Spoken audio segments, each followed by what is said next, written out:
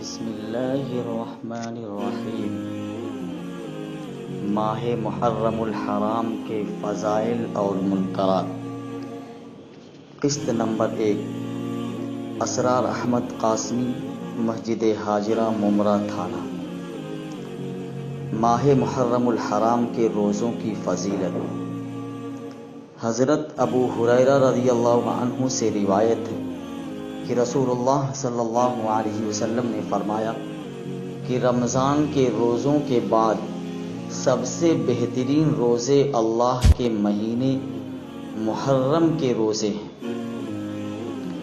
اس مہینے کی فضیلت کو بتانے کے لیے اس کو اللہ کا مہینہ فرمایا گیا ہے، ورنہ تو تمام مہینے اور دن اللہ ہی کے بنائے ہوئے ہیں، اسی کی مخلوق ہیں اور اسی کے حکم سے چلتے ہیں۔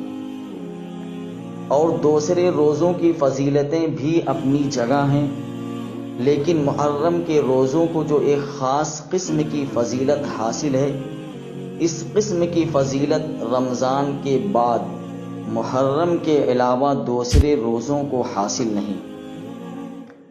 اور اس حدیث میں محرم کے روزے سے صرف 10ویں تاریخ یعنی عاشورہ کا روزہ مراد نہیں، بلکہ محرم کے مہینے کے عام روزے مراد ہیں۔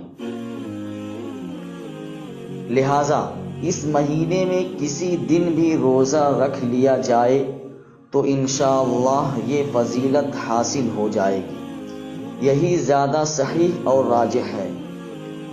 اور 10 محرم یعنی عاشورہ کے روزے کی فضیلت اس کے علاوہ مستقل اور علیحدہ ہے، لیکن عاشورہ یعنی 10 محرم کا روزہ بھی محرم ہی کے مہینے میں داخل ہے، لہٰذا اس سے بھی یہ فضیلت حاصل ہو جائے گی۔ جاری ہے باقی آئندہ قسط میں انشاءاللہ۔